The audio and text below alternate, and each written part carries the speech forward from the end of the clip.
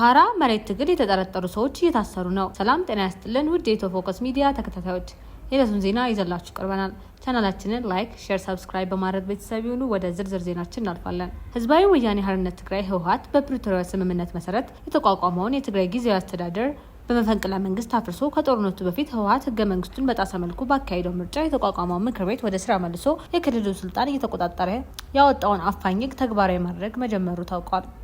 በትግራይ በርካታ ሰዎች የትግራይ ሰላም ኃይል ወይም የሐራ መሬት ታጋዮች ከተሰኙ ቡድኖች ጋር ግንኙነት አላቸው በሚል የተጠረጠሩ ሰዎች የተያዙ እስከ ሞት በሚያስቀጣው በአዲሱ ህግ ክስ እየተመሰረተባቸው ይገኛል። የአዲግራት ዩኒቨርሲቲ የሜዲሲንና ጤና ሳይንስ ኮሌጅ ዲን የሆኑት ዶክተር የማነ ገብረ ማርያም በቅርቡ በትግራይ ክልል በወጣው አዋጅ ላይ የሚገኝንና ከ18 ዓመት እስከ ሞት የሚያስቀጣ አንቀጽን በመጣስ ተጠርጥረው ፍርድ ቤት መቅረባቸውን ጠበቃቸው ለቢቢሲ ተናገሩ። መርማሪ ፖሊስ ዶክተር የማነ ከፌዴራል መንግስትና ከሐራ መሬት ታጣቂዎች ጋር ግንኙነት እንዳላቸው በመግለጽ የ14 ቀናት የምርመራ ጊዜ እንዲፈቀድለት መጠየቁንም ጠበቃው አስረድተዋል። የአዲግራት ኮምፕሬሄንሲቭ ስፔሻላይዝድ ሆስፒታል ሜዲካል ዳይሬክተርና የህፃናት ስፔሻሊስት የሆኑት ዶክተር የማነ በቁጥጥር ስር የዋሉት ባለፈው ሳምንት ቅዳሜ ሰኔ 27 2018 ዓ.ም እንደሆነ የስራ ባልደረቦቻቸው ለቢቢሲ ተናግረዋል። ዶክተር የማነ በዕለቱ ወደ አዲስ አበባ ለመድረስ ከአዲግራት ከተማ ተነስተው ወደ መቀሌ እየተጓዙ እንደነበረም ገልጸዋል። የህክምና ባለሙያ ጠበቃ ብርሃነ ገብረ ማርያም እንደሚገልጹት ዶክተር የማነ ወደ አዲስ አበባ ጉዞ የጀመሩት የአፍሪካ የህክምና ትምህርት አህጉራዊ ጉባኤ ላይ ለመሳተፍ ነበር።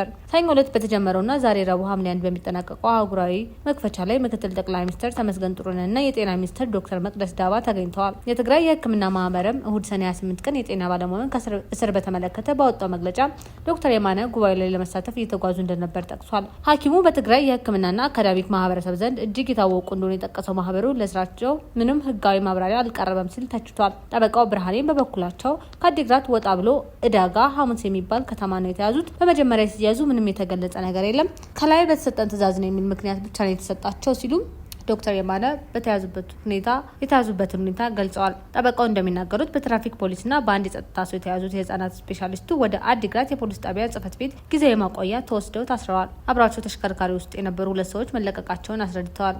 ከተያዙ በኋላ ፍርድ ቤት አለመቅረባቸውን የሚናገሩት ጠበቃው ፖሊስ ከላይ የመጣ ትዕዛዝ ስለሆነ የእኔ እስረኛ አይደሉም እዚያ ይቆዩ በሚል ነው ያስኳቸው የሚል ምላሽ መስጠቱን ገልጸዋል። ይህንን ተከትሎም አካልን ነጻ የማውጣት ማመልከቻ ለፍርድ ቤቱ ማቅረቡን ተናግረዋል። የአዲግራት ከተማ አንደኛ ደረጃ ፍርድ ቤት ሰኞ በዋለው ችሎት ጉዳዩን በመመልከቱ ጠበቃው ገልጸዋል። በችሎቱ መርማሪ ፖሊስ የጤና ባለሙያ ቁጥጥር ስር ያሉት ከጠላት ጋር በመተባበር ወንጀል ስለጠረጠራቸው እንደሆነ ማስረዳቱን ለቢቢሲ ተናግረዋል። ጠበቃው ብርሃኔ እንደሚገልጹት ዶክተር የማነ የተጠረጠሩበት ወንጀል በህወሓት ውሳኔ ወደ ስራ የተመለሰው የትግራይ ክልል ምክር ቤት ግንቦት ላይ ያጸደቀውን የትግራይ ህዝብ ህልውናና ደህንነትን ለማረጋገጥ የወጣ አዋጅ በመጣስ ነው። መርማሪ ፖሊስ ከፌዴራል መንግስትና እዚያ ሐራ መሬት ተብሎ ከሚታወቁ ራሳቸውን የትግራይ የሰላም ሰራዊት ብለው ከሚገልጹ ታጣቂዎች ጋር ግንኙነት አላቸው ሲል ለፍርድ ቤት መናገሩን ጠበቃው ገልጸዋል።